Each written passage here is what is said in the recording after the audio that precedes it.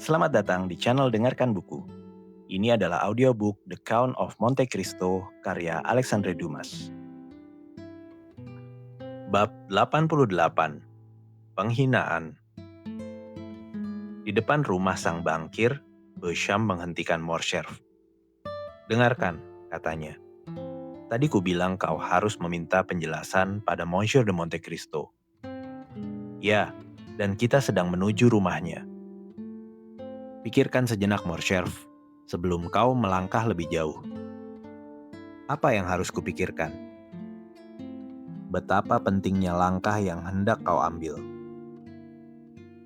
Apakah ini lebih serius daripada pergi ke rumah Monsieur Danglars?" "Ya, Monsieur Danglars seorang pecinta uang. Dan kau tahu, orang yang mencintai uang terlalu memikirkan risiko yang dihadapinya hingga enggan terlibat duel. Yang lain, sebaliknya, tampak seperti bangsawan sejati. Tapi apakah kau tak takut menemukan dirinya seorang pengecut yang hanya berani menggertak?" "Aku hanya takut satu hal, menemukan seseorang yang tak mau bertarung." "Jangan khawatir," kata Beauchamp. "Ia pasti menerima tantanganmu. Satu-satunya kekhawatiranku justru ia terlalu tangguh bagimu." "Sahabatku," kata Morcerf dengan senyum lembut. "Justru itulah yang kuinginkan. Hal paling bahagia yang bisa terjadi padaku adalah mati menggantikan ayahku. Itu akan menyelamatkan kita semua. Ibumu akan mati karena duka." "Ibuku yang malang," kata Albert sambil mengusap dahinya. "Aku tahu itu, tapi lebih baik begitu daripada mati karena malu." "Apakah kau benar-benar telah memutuskan, Albert?" "Ya, mari kita pergi." "Tapi apakah kau yakin kita akan menemukan sang Count di rumah?" "Ia berencana kembali beberapa jam setelah aku, dan pastilah kini ia sudah sampai di rumah." Mereka memerintahkan kusir mengantarkan mereka ke nomor 30 Champs-Élysées. Beauchamp ingin masuk sendirian, namun Albert berpendapat bahwa dalam keadaan luar biasa seperti ini, ia boleh menyimpang dari etiket duel yang lazim. Alasan yang diperjuangkan sang pemuda begitu suci hingga Beauchamp hanya bisa menuruti semua keinginannya. Ia pun menyerah dan puas dengan mengikuti Morcerf dari belakang. Albert melompat dari pondok penjaga hingga ke tangga depan. Ia disambut oleh Baptistine. Sang Count memang baru saja tiba, namun sedang berendam dan telah melarang siapapun masuk. "Tapi setelah mandinya?" tanya Morcerf. "Tuan akan makan malam." "Dan setelah makan malam?" "Ia akan tidur selama 1 jam. Lalu, ia akan pergi ke opera." "Kau yakin?" tanya Albert. "Pasti, Tuan. Tuan telah memesan kudanya tepat pukul 8." "Baiklah," jawab Albert. "Itu saja yang ingin ku tahu." Lalu berpaling pada Beauchamp. "Jika kau punya urusan lain, Beauchamp, selesaikan sekarang. Jika kau punya janji malam ini, tundalah hingga besok. Aku mengandalkanmu untuk menemaniku ke opera. Dan jika bisa, ajaklah Chateau Renaud." Beauchamp memanfaatkan izin itu dan pergi, berjanji akan menjemput Albert jam 8 kurang seperempat. Setibanya di rumah, Albert menyampaikan keinginannya pada Franz de Bray dan Morel, agar mereka datang ke opera malam itu. Lalu ia pergi menemui ibunya, yang sejak peristiwa kemarin menolak menemui siapapun dan mengurung diri di kamarnya. Ia mendapati ibunya terbaring di tempat tidur, terhimpit duka akibat penghinaan publik itu. Pemandangan Albert menimbulkan efek yang wajar pada Mercedes. Ia menggenggam tangan putranya erat-erat dan menangis terseduh-seduh. Namun air matanya justru meringankan bebannya. Albert berdiri sejenak tanpa suara di samping tempat tidur ibunya. Dari wajahnya yang pucat dan alis yang berkerut, jelas bahwa tekadnya untuk membalas dendam mulai goyah. "Ibuku yang tercinta," katanya. "Apakah kau tahu apakah Monsieur de Morcerf punya musuh?" Mercedes terkejut. Ia menyadari bahwa sang pemuda tak menyebut ayahku. "Anakku," katanya, "orang yang berdiri di posisi sang kaun pasti punya banyak musuh tersembunyi. Musuh yang dikenal bukanlah yang paling berbahaya. Aku tahu itu, dan kini aku memohon ketajaman nalurimu. Pikiranmu begitu unggul, tak ada yang luput darimu." "Mengapa kau berkata demikian?" "Karena misalnya kau memperhatikan pada malam pesta dansa yang kita adakan, bahwa Monsieur de Monte Cristo tak mau makan apapun di rumah kita." Mercedes bangkit, bertumpu pada lengannya yang demam. "Monsieur de Monte Cristo?" serunya. "Apa hubungannya ia dengan pertanyaanmu?" "Kau tahu, Ibu, Monsieur de Monte Cristo hampir seperti orang Timur. Dan kebiasaan orang Timur adalah memastikan kebebasan penuh untuk membalas dendam dengan tidak makan atau minum di rumah musuhnya." "Jadi kau mengatakan Monsieur de Monte Cristo adalah musuh kita?" jawab Mercedes.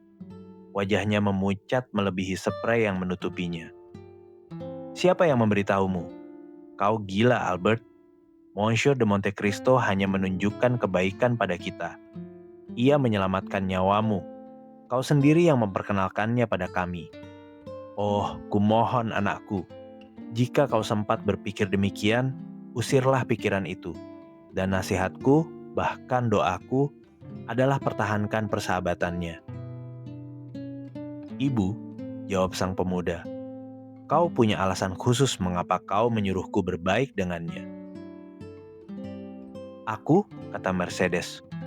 Wajahnya memerah secepat ia memucat, lalu kembali pucat melebihi sebelumnya. "Ya, tentu saja. Bukankah agar ia tak pernah menyakiti kita?" Mercedes menggigil. Ia menatap putranya dengan pandangan tajam. "Kau bicara aneh," katanya pada Albert. "Dan kau tampak menyimpan prasangka yang ganjil. Apa yang telah dilakukan sang Count? 3 hari lalu kau masih bersamanya di Normandia. Baru 3 hari lalu kita menganggapnya sahabat terbaik kita." Senyum ironis menghiasi bibir Albert. Mercedes melihatnya, dan dengan insting ganda seorang perempuan dan ibu, ia segera menebak segalanya. Namun karena ia bijak dan teguh, ia menyembunyikan duka dan ketakutannya. Albert diam. Sejenak kemudian, sang Komtes melanjutkan. "Kau datang menanyakan kabarku. Aku akan jujur. Aku tak sehat. Tinggallah di sini. Hibur kesepianku. Aku tak ingin ditinggal sendirian." "Ibu," kata sang pemuda, "kau tahu betapa senangnya aku mematuhi keinginanmu. Tapi urusan mendesak dan penting memaksaku meninggalkanmu sepanjang malam ini." "Baiklah," jawab Mercedes sambil menghela napas. "Pergilah, Albert. Aku tak akan menjadikanmu budak atas ketaatanmu sebagai anak." Albert berpura-pura tak mendengar, membungkuk pada ibunya lalu pergi. Begitu pintu tertutup, Mercedes memanggil pelayan kepercayaannya dan memerintahkannya mengikuti Albert kemanapun ia pergi malam itu, lalu segera melapor padanya. Lalu ia membunyikan bel untuk dayangnya, dan meski lemah, ia berpakaian, bersiap menghadapi apapun yang mungkin terjadi. Misi sang pelayan mudah saja. Albert pergi ke kamarnya dan berpakaian dengan perhatian luar biasa. 10 menit sebelum pukul 8, Beauchamp tiba. Ia telah menemui Chateau Renaud yang berjanji akan berada di orkestra sebelum tirai dibuka. Mereka naik kereta Albert, dan karena sang pemuda tak punya alasan menyembunyikan tujuannya, ia berseru lantang, "Ke opera!" Dalam kegelisahannya, ia tiba sebelum pertunjukan dimulai. Chateau Renaud sudah di tempatnya. Setelah diberitahu Beauchamp tentang keadaan, ia tak perlu penjelasan lebih lanjut dari Albert. Sikap seorang putra yang ingin membalaskan ayahnya begitu alami, hingga Chateau Renaud tak berusaha mencegahnya. Ia hanya memperbarui janji kesetiaannya. Debray belum datang. Namun Albert tahu ia jarang melewatkan adegan pembuka di opera. Albert berjalan mondar-mandir di teater hingga tirai terbuka. Ia berharap bertemu Monsieur de Monte Cristo di lobi atau di tangga. Bel berbunyi, memanggilnya ke tempat duduk, dan ia masuk ke orkestra bersama Chateau Renaud dan Beauchamp. Matanya nyaris tak pernah lepas dari kotak di antara pilar, yang tetap tertutup keras sepanjang babak pertama. Akhirnya saat Albert memeriksa jamnya untuk ke-100 kalinya, di awal babak kedua pintu kotak itu terbuka, dan Monte Cristo masuk, mengenakan pakaian hitam, lalu bersandar di tepi kotak sambil memandang ke bawah. Morel mengikutinya, lalu juga mencari adik dan iparnya, dan segera menemukan mereka di kotak lain, lalu melambai pada mereka. Saat memindai penonton di bawah, sang Count bertemu wajah pucat dan mata mengancam yang jelas berusaha menarik perhatiannya. Ia mengenali Albert, namun memilih tak menghiraukannya, karena wajah sang pemuda tampak murka dan kacau. Tanpa memberitahu temannya, ia duduk, mengeluarkan teropong opera, lalu memandang ke arah lain. Meski tampak tak memperhatikan Albert, ia tak pernah kehilangan pandangan darinya. Dan saat tirai turun di akhir babak kedua, ia melihat Albert pergi dari orkestra bersama kedua sahabatnya. Lalu kepalanya tampak melintas ke belakang deretan kotak, dan sang Count mengetahui badai yang akan datang yang ditujukan padanya. Saat itu ia sedang asik mengobrol dengan Morel, namun ia siap menghadapi apapun yang terjadi. Pintu terbuka, dan Monte Cristo berpaling, melihat Albert pucat dan gemetar, diikuti Beauchamp dan Chateau Renaud. Nah, serunya dengan kesopanan hangat yang membedakan salamnya dari kebiasaan dunia. Kavalierku telah mencapai tujuannya. Selamat malam, Monsieur de Morcerf. Wajah pria ini yang memiliki kendali luar biasa atas perasaannya menunjukkan keramahan sempurna. Morel baru saat itu teringat surat yang diterimanya dari sang Viscount, yang tanpa alasan memintanya datang ke opera. Kini ia paham sesuatu yang mengerikan sedang mengancam. Kami datang bukan untuk bertukar basa-basi munafik atau janji persahabatan palsu, kata Albert, tapi untuk meminta penjelasan. Suara sang pemuda yang gemetar nyaris tak terdengar. Meminta penjelasan di opera, kata sang Count dengan tenang dan tatapan tajam yang menandakan keyakinan pada kebenaran dirinya. Meski kurang mengenal kebiasaan Paris, aku tak menyangka tempat ini cocok untuk tuntutan semacam itu. Namun jika seseorang mengurung diri dan tak bisa ditemui karena sedang mandi, makan atau tidur, kami harus memanfaatkan kesempatan saat ia terlihat. Aku tak sulit ditemui, Tuan.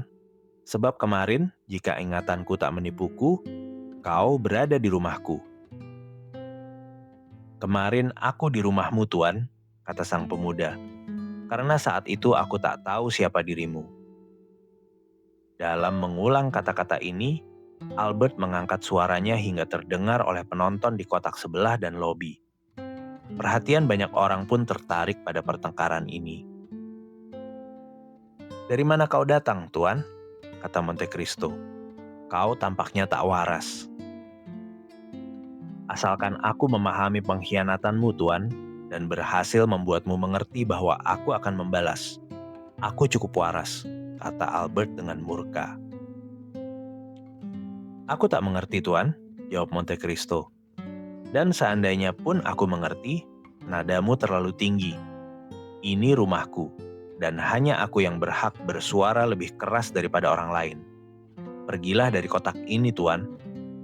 Monte Cristo menunjuk pintu dengan martabat yang paling berwibawa. Aku akan tahu cara membuatmu keluar dari rumahmu sendiri, baras Albert sambil menggenggam sarung tangannya, yang tak lepas dari pandangan Monte Cristo. Baiklah, kata Monte Cristo tenang. Aku tahu kau ingin bertengkar denganku, tapi aku akan memberimu satu nasihat yang sebaiknya kau ingat. Tak elok memamerkan tantangan. Pameran bukan untuk semua orang, Monsieur de Morcerf. Mendengar nama itu, desau keheranan merebak di antara penonton. Sepanjang hari mereka hanya membicarakan Morcerf. Albert segera memahami sindiran itu dan hampir melemparkan sarung tangannya pada sang Count. Namun Morel menggenggam tangannya. Sementara Beauchamp dan Chateau Renaud khawatir adegan ini melampaui batas tantangannya menahannya. Namun Monte Cristo tanpa bangkit hanya bersandar di kursinya, mengulurkan tangan lalu mengambil sarung tangan yang basah dan kusut dari genggaman sang pemuda. "Tuan," katanya dengan suara khidmat, "aku anggap sarung tanganmu telah dilemparkan dan akan kubalas dengan peluru yang membungkusnya. Sekarang pergilah, atau aku akan memanggil pelayanku untuk melemparkanmu keluar." Albert, liar, hampir tak sadar, matanya memerah. Mundur selangkah dan Morel menutup pintu. Monte Cristo mengambil teropongnya lagi seolah tak terjadi apa-apa. Wajahnya seperti marmer, hatinya seperti perunggu. Morel berbisik, "Apa yang telah kau lakukan padanya?" "Aku? Tidak. Setidaknya secara pribadi," jawab Monte Cristo. "Tapi pasti ada sebab dari adegan aneh ini. Petualangan Comte de Morcerf membuat sang pemuda murka. Apakah kau terlibat di dalamnya? Melalui Heidi lah Dewan mengetahui pengkhianatan ayahnya." "Benarkah?" kata Morel. "Aku pernah dengar, tapi tak percaya, bahwa budak Yunani yang kulihat bersamamu di kotak ini adalah Putri Ali Pasha." "Itu benar."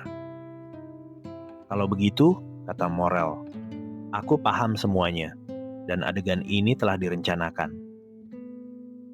"Bagaimana maksudmu?" "Albert menulis surat memintaku datang ke opera, pasti agar aku menjadi saksi penghinaan yang hendak ia lontarkan padamu." "Mungkin," kata Monte Cristo dengan ketenangan yang tak tergoyahkan. "Lalu apa yang akan kau lakukan dengannya?" "Dengan siapa?" "Dengan Albert." "Apa yang akan kulakukan pada Albert?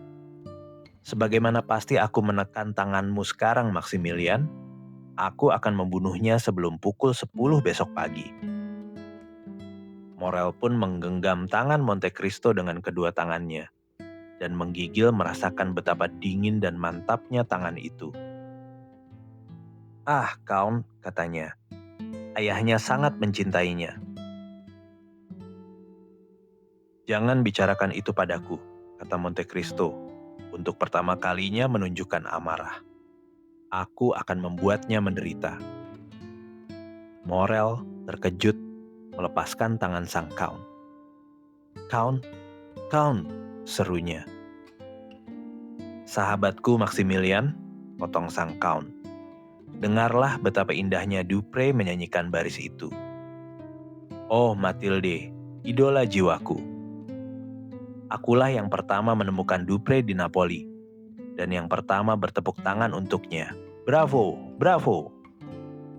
Morel tahu tak guna berkata lebih, dan diam. Tirai yang telah terangkat usai adegan dengan Albert kini turun kembali, dan terdengar ketukan di pintu. "Masuklah," kata Monte Cristo dengan suara tak menunjukkan emosi sedikit pun. Dan segera Beauchamp masuk. "Selamat malam, Monsieur Beauchamp," kata Monte Cristo seolah baru pertama kali melihat sang jurnalis malam itu. "Silahkan duduk." Beauchamp membungkuk, lalu duduk. "Tuan," katanya, "tadi aku menemani Monsieur de Morcerf seperti yang kau lihat." "Itu berarti," jawab Monte Cristo sambil tertawa, "kalian mungkin baru saja makan malam bersama.